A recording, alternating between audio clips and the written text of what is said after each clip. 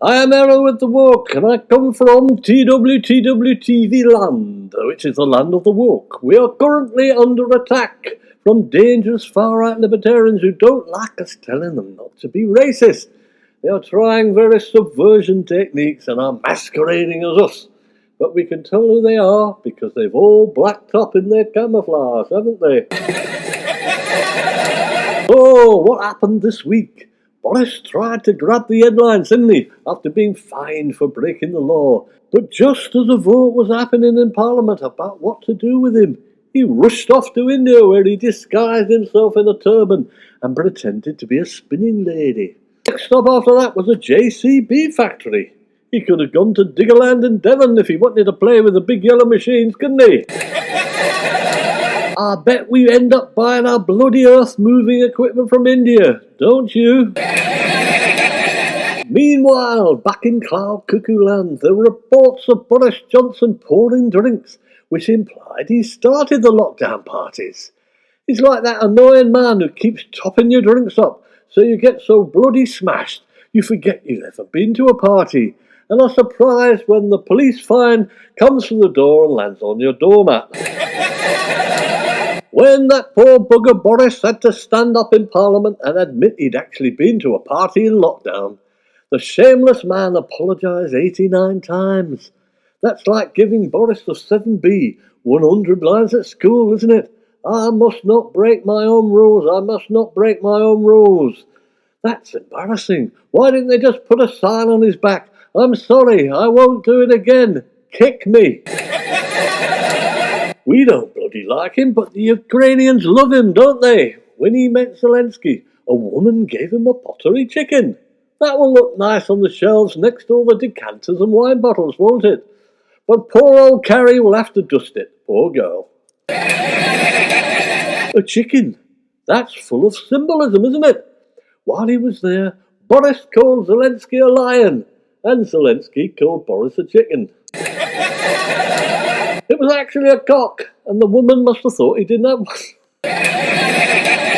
Boris went on to receive another accolade. A road in a Ukrainian town was named Boris Johnson Street. It was a B road with no pavements, no lights, full of holes, and didn't go anywhere. Well, that sums Boris up, doesn't it? You've got to read between the lines, haven't you? Ukrainians think that Boris is shit, the same as we do. Shafted by the French, wrote The Sun this week, because British men's willies are only the 66th biggest in the world, a study has found. And even France did better than us. But on the plus side, the Tory party have some of the biggest pricks on the planet. Apparently teachers are being dwarfed as pupils become taller and heavier. A male teacher was awarded a ridiculous £850,000 after being hit by a pupil, and a woman was given £140,000 after being beaten up by a 5-year-old. Pupils don't give teachers apples anymore. They give them protein shakes and bull's testicles. There's a new CBBC programme coming. Are you weaker than a 5-year-old? I would let PE teachers run schools. That will sort the little buggers out. Hackers from the UAE targeted number 10 with spyware that can allow 24-hour surveillance of messages, photos and calls in an alarming breach of security. The UAE know where Boris is 24/7. So do we. He's at a bloody party, isn't he? This week, thousands of vaccinators got permanent NHS roles. The Sun's National Front Jobs Army has found yet another way to get National Front members on board a social liberal organisation in the UK. How bloody crafty. I wouldn't have minded, but the vaccinations haven't really worked, have they? So they were wasting their time all along. So they're just right for the NHS then. The alternative climate change protesters, Extinction Rebellion, held an all-night rave to celebrate causing fuel and traffic chaos for millions. These bloody idiots are meant to be concerned, sensible people, trying to prevent the rest of us from destroying the planet. A rave?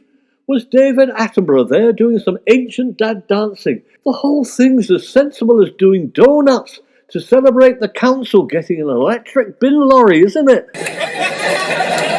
Coronation Street's Bill Roach reveals he really fancies the Queen after meeting her 8 times. Watch out, Bill. Prince Andrew has threatened to punch your flaming lights out, hasn't he? Whilst Leicester City Council was compared this week to Communist China over patrols to stop people feeding birds bread. Hey, bird lovers, I've got an old World War II tip for you. Grind the bread up into crumbs, cut an hole in your pockets, and walk around pretending you're in Starlek 13 and have just dug a bloody tunnel. That will fool the Communist National Front one-party state soldiers, won't it? MI5 and MI6 have hired wannabe James Bonds to fight terrorists and solve crises whilst working from home. There's an idea for the new James Bond, isn't it? You can take on the Russians and Chinese and Great Jacob Rees-Mogg in your front room. Nice cheap sets. No water tanks filled with sharks. Just a goldfish bowl. And no circular sauce. Just a Black & Decker 390 from B&Q. And last but not least, the Daily Star said, purest medical grade weed ever is set to be grown in space, according to an ex-ISS commander. What the fuck are they doing up there? It's not 1966 all over again, is it? On second thoughts, if they'd been doing that in 1966, they wouldn't have got to the bloody moon, would they? Or perhaps they've left a load of fucking hippies there. Is the space program run by the head of a Mexican drugs cartel or something? David Beckham would want some of this, wouldn't he? Who needs Deliveroo? Just drop packets of weeds at the space station door at various intervals and charge whoever picks it up. This has been TWTWTWTV's Hereward, fighting in the UK alongside Ukraine to repel the far-right libertarians in the culture wars. That's democracy versus dictatorship.